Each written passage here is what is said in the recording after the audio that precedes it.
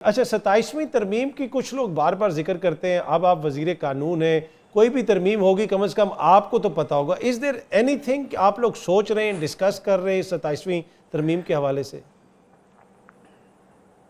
देखिए, मैं जब नहीं भी था वजीर तो तब भी मुझे पता था, तो ऐसी बात नहीं है। हमने अपनी पार्टी के लोगों को इन्फॉर्म किया हुआ था, हमारे एलाइज इन्फॉर्म्ड थे। मैं तो आपको याद होगा 26वीं आईनी तरमीम के एट द फोर फ्रंट था। तो वो ऐसी बात नहीं है। नहीं, मुझे हमें बिल्कुल पता उस है वक्त भी और पता आपका था, हम सब कुछ सबको कर रहे सबको थे। याद है, इसलिए हम आपसे पूछ रहे हैं। तो अब कोई 27वीं तरमीम बताएं कि आप देखिए, क्या मैं कर रहे हैं? फिल वक़्त मैं आपको ये ज़रूर बता सकता हूँ अतर साहब कि फिल वक़्त जो है ऐसी कोई चीज़ सामने नहीं है, ठीक है। या ऐसी कोई जो है कानून में तब्दीली या आइन में तब्दीली कोई ऐसी चीज़ नहीं आ रही जिसको जो है फिल वक़्त कोई ऐसी 27वीं तरमीम आए। लेकिन मैं इसको खारिज इम्कान भी नहीं कहूँगा, क्योंकि वक्त के साथ साथ कानून और आइन के अंदर जो है चीज़ें अपडेट होती रहती हैं, अमेंडमेंट्स आती रहती हैं, और अमेंडमेंट करना ये पार्लियामान का इस्तेकाक है।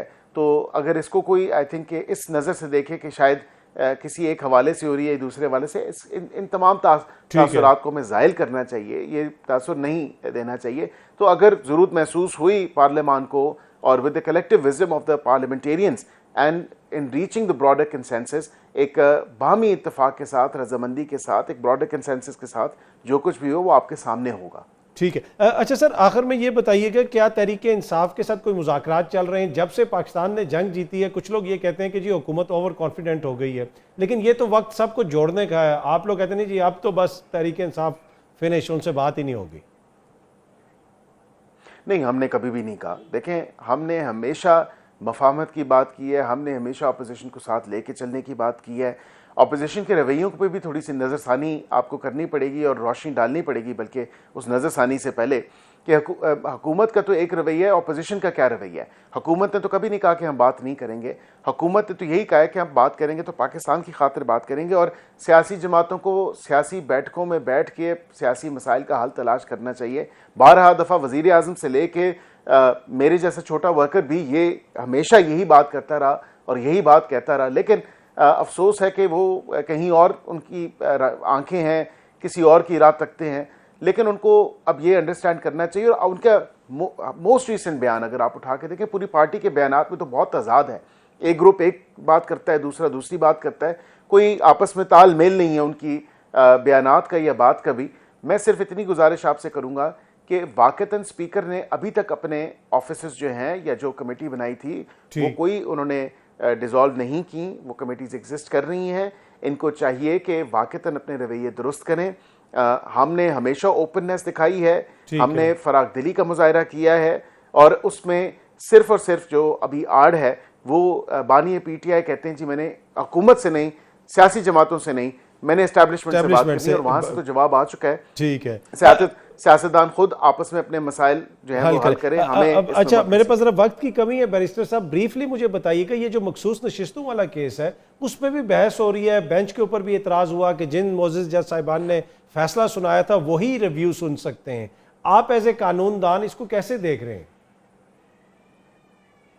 देखिए, मेरा भी जो रिव्यू के पैरामीटर्स हैं, मेरी अपनी थिंकिंग यही थी, लेकिन मैंने दोबारा रेफ़र किया आर्टिकल 191A को, जो कि 26वीं आईनी तरमीम के साथ उसमें तब्दीली आई है। अब वहाँ पे ये कोई कबाहत नहीं है कि 2018 के 1980 के रूल्स होंगे या 2018 के होंगे, या ये कॉन्स्टिट्यूशनल अमेंडमेंट जो है उस हवाले से ये उस तनाज़ुर में देखा जाएगा। And I think constitution being the supreme document Trump's all. बाकी जितनी भी है वो तमाम तर चीज़ें सबॉर्डिनेट है। ये अदालत में भी बहस हुई, और उस तमाम तर मामले पे एक तो उनकी मुतफरक जो दरखास्तें थी वो रिजेक्ट कर दी, माँ सिवाय एक लाइव ट्रांसमिशन की, which is a good thing, because सारे देखें कि बिल्कुल उस वक्त जो फैसला किया गया उसमें आइन और कानून के मुताबिक तो कोई ऐसी सपोर्ट नहीं मिलती जिस किस्म का फैसला आया। 2 जजेस अपना माइंड रिवील ऑलरेडी कर चुके हैं। होता ये है इन जनरल टर्म्स कि रिव्यू में एज क्लोजली एज पॉसिबल वही बेंच होता है, और उसमें से तो कुछ मेंबर हैं भी, कि 2 मेंबर जो अपना पहले ही जैन डिस्क्लोज कर चुके हैं, फैसला लिखेंगे जब तो वो उनका फैसला शायद वही होगा। रिव्यू को तो वो बेसिकली ऑलरेडी डिस्कार्ड कर चुके हैं, और रिव्यू को तो रिजेक्ट कर चुके हैं वो 2 जज साहिबान। लेकिन बाकी जो हैं वो कानून और आइन के मुताबिक देखेंगे कि जी क्या कोई ऐसी पेटेंट इलीगैलिटी हुई है उस वक्त कमिट, या have the judges, have the honorable judges erred in law या in facts, वो तमाम तर चीजें देखनी है, तो ठीक फिर है। वो तमाम तर मामला चले, और आपके अब तो सामने जिस तरह होगा आपने जब वो, फरमाया कि अब तो next लाइव week होगा। स्ट्रीमिंग भी होगी कि तो इंसाफ होगा भी और इंसाफ होता हुआ नजर भी आएगा। गुज़िश्ता रोज जो बदकिस्मत वाकया पेश आया खुजदार में, उसके बाद वज़ीर आज़म साहब भी कोयटा गए थे, field marshal general Asim Munir साहब भी वहाँ पे गए थे।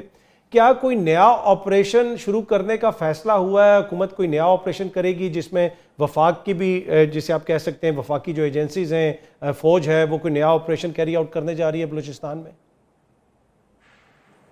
बिस्मिल्लाहिर्रहमानिर्रहीम। अतर साहब बहुत बहुत शुक्रिया। देखिए, जो खुजदार का वाक़या हुआ बड़ा अफसोसनाक वाक़या है, और दुश्मन तो हर तरफ ही होते हैं, लेकिन हमारी कह लें बदकिस्मती इस तरह की है कि हमें ज़र्फ़ रखने वाला जो है दुश्मन, वो भी शायद नसीब नहीं हुआ इस तमाम तर मामले में या वाक़े में। मतलब निहत्ते बच्चों को जो एक इंडो इज़राइली नेक्सस जिस तरह की गज़ा में नस्ल कुशी की जा रही है या वहाँ पे अटैक किए जा रहे हैं निहत्ते लोगों पे, यहाँ पे भी इसी तरह इंडिया की कोशिश है ना। अब डायरेक्टली तो वो नहीं कर सकते, लेकिन through it's proxies, of course BLA BLF के थ्रू, जिसके शवाहिद मौजूद हैं, और ये पूरी दुनिया को पेश किए जाएंगे तमाम तर शवाहिद। जो हमारा वफ़द जाएगा, हाई लेवल डेलीगेशन, बिल्कुल उस हवाले से उन डॉजियर्स का ये हिस्सा होंगे। हमारे पास क्रेडिबल इंटेलिजेंस मौजूद है, सबूत मौजूद हैं जो कि हम सब्सटैंशिएट भी कर सकते हैं।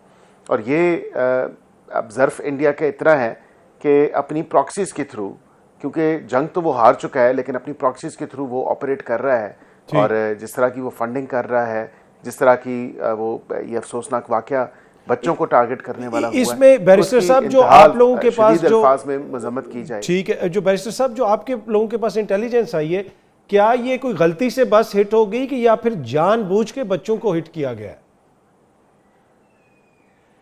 देखिए, जाहिर बात है कि जानबूझ के ही मैं समझता हूँ, लेकिन क्योंकि I am not privy to that particular intelligence, लेकिन जहाँ तक क्योंकि APS का एक वाक़या पहले भी हुआ था, आपको याद होगा 2014 में, तो यहाँ पे भी ये जो स्कूल गोइंग बच्चे थे APS के, तो जाहिर बात है उन्हीं को उसी हवाले से टारगेट किया गया है।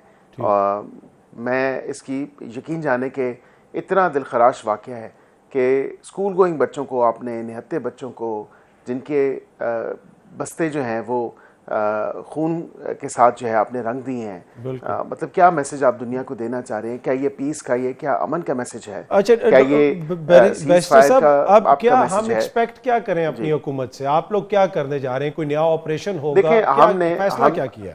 मैं उस पे आपको बिल्कुल बता देता हूँ कि definitely all cards are on table, और उसमें जो प्रॉक्सीज हैं अब उनकी किसी किस्म की कोई भी जगह जो है वो मौजूद नहीं है। उनको आउटराइटली जो है निप इन द बड किया जाएगा,